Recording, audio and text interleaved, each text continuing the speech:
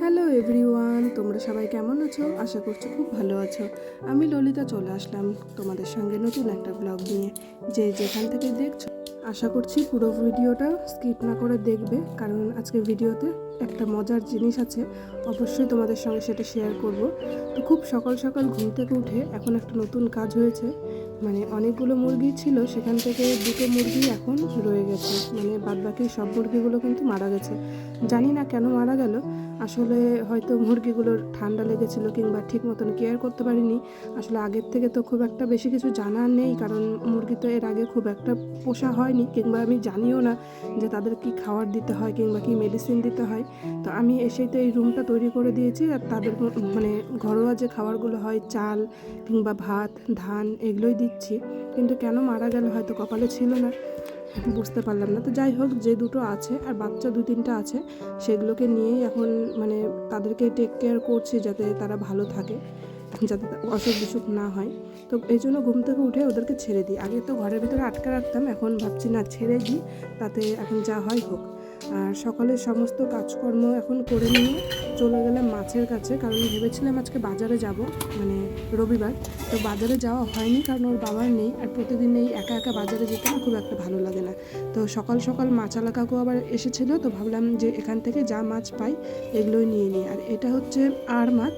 তো আর মাছটা অরিত্রর বাবা আবার খুব একটা পছন্দ করে না, ওর জন্য আবার চিংড়ি মাছ নিয়ে নিলাম।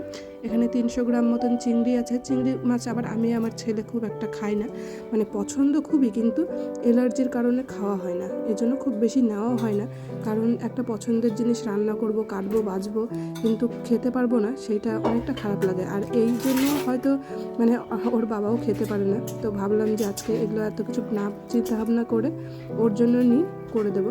তো একটা মজার বিষয়, ও কোনো সবজি খায় না, যেমন কাঁঠাল দিয়ে চিংড়ি করব, কাঁঠাল খাবে না, তারপরে পটল চিংড়ি করব, পটল খাবে না। তো ওকে ওই মালাইকারিটাই করে দিতে হয়। দেখি নিয়ে রাখলাম কি করে দিই। তো এই পর্যন্ত তো ঠিক রান্নাবান্নার তোড়জোড় চলছে। ভাবলাম যে মাছগুলো ঠিকভাবে পরিষ্কার করে ধুয়ে তারপরে চিংড়ি মাছের মালাইকারি আর আমাদের জন্য আর মাছের ঝোল, এই দুটো রান্না করব। কিন্তু এর মাঝখানে আবার আমার ননদের ফোন। ও বৈশাখ মাসে তো এসেছে, হয়তো তোমরা আমার আগের ব্লগগুলোতে দেখেছো। তো ও আসার পরে ও ভেবেছে যে সবাইকে নিয়ে আবার একত্র হয়ে একটা আয়োজন করি। তো আমাকে হট করে ফোন করে বলছে যে বৌদি, তুমি তাড়াতাড়ি চলে আসো, আজকে আমাদের এখানে সবাই দিদিরা আসবে নিমন্ত্রণ। প্রথমে ভেবেছিলাম যাবো না, তারপরে আবার ভাবলাম যে না গেলেও ঠিক ভালো লাগবে না, কারণ অনেকদিন পরে সবাই একসঙ্গে হওয়া যাবে। এই জন্যই রান্নাবান্না বাদ দিয়ে সকালে টিফিন করে রেডি হয়ে চলে যাচ্ছি ওদের বাড়িতে। মানে এর মাঝখানে মানে স্নান পুজো সব হয়ে গেছে, প্রায় 11টা বেজেই গেছিলো। আর রাস্তাতে নিয়ে নিলাম একটা জুসের বোতল, মানে এটা ছেলে জেদ করছিল, এই জন্য নিলাম। আর আজকে এই চুড়িদারটা পরেছি, আর অনেক দিন পরে কিন্তু টিপ পরলাম। অবশ্যই তোমরা কমেন্টে বলো টিপ পরে আমাকে কেমন লাগে। আমি কিন্তু টিপ পরতে একদমই পছন্দ করি না, তো ভাবলাম যে পরি, সবসময় তো খালি কপালে থাকি, আজকে একটু টিপটা পরি। আর গিয়েই দেখি রান্নার তোড়জোড় শুরু হয়ে গেছে। আর এখানে এঁচোড়, মানে কাঁঠাল দিয়ে আলু দিয়ে আর খাসির মাংসের যে চর্বিটা হয় সেটা দিয়ে রান্না হবে। খাসির মাংস, মাছের ঝোল, চাটনি, মানে আমের চাটনি। ওই জন্য গাছের থেকে আম পাড়া হয়েছে। আর ওকে দেখো পুরো শাড়ি পরে নতুন বউ সেজে আছে, খুব ভালোও লাগছিলো দেখতে। আর আমি ভাবলাম যে বসে কেন থাকবো, তো মাছের যে কালিয়াটা সেটা আমি করে নিই। এদিকে মশলাটা কষিয়ে মাছটা ভেজে উঠিয়ে রেখে এখন কালিয়াটা আমি করব। আর মনুর মা, মানে মাসিমা তৈরি করেছিল কাঁঠাল চিংড়ি ডাল, আর মনু তৈরি করছে খাসির মাংস। মানে একজন এক দিকে রান্না বসিয়ে দিয়েছি, যাতে খুব তাড়াতাড়ি রান্নাটা হয় আর সকলে মিলে বসে আড্ডাটা মারতে পারি। এখানে কিন্তু অনেক মানুষ বসেছিল, উঠোনের মধ্যে বসে গল্প করছিল, কিন্তু আমি ক্যামেরাতে আনিনি, কারণ সবাই হয়তো পছন্দ করবে কি না করবে। আর ঘরের মধ্যে আমি এখানে বসিয়ে দিয়েছি চাটনি, এই আমের চাটনিটা ভেবেছিলাম আমি করব। তো সবাই মিলে হাতের সাথে করলে রান্নাবান্নাগুলো তাড়াতাড়ি হয়ে যায়, সময়টাও কম লাগে। এই জন্য ভাবলাম যে হাতের সাথে সবাই মিলে করে একটু বসা যাবে। আর যেহেতু বাড়িতে মানে ফাঁকা ছিল, আমি ভাবলাম যে তারা যত তাড়াতাড়ি হয় তত তাড়াতাড়ি বাড়ি চলে আসতে পারবো। আর এদিকে মনুর খাসির মাংসটাও দেখো কষানো প্রায় কমপ্লিট, এখন দেবে গরম জল। তার আগে তোমাদেরকে একটু দেখালাম কত সুন্দর যে এসেছে রঙটা, সত্যি খেতেও খুবই ভালো হয়েছিল।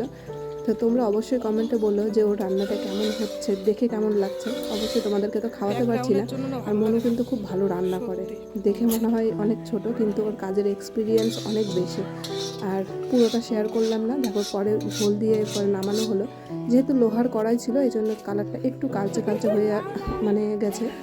আর এখন ওর বর আসছে বলে দেখো ও কি প্র্যাঙ্কটা করলো। প্র্যাঙ্ক বলতে যেহেতু লাভ ম্যারেজ, যে কারণে হাসি ঠাট্টাটাও অনেকটাই বেশি থাকে এরকম।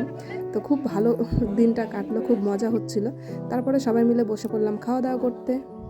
আর আজকের ব্লগটা তোমাদের কেমন লাগলো অবশ্যই কিন্তু কমেন্ট করে বলো, আর ভালো লাগলে একটা লাইক করে দিও। যারা আমার চ্যানেলে নতুন আছো অবশ্যই সাবস্ক্রাইব করে আমার চ্যানেলের পাশে থেকো।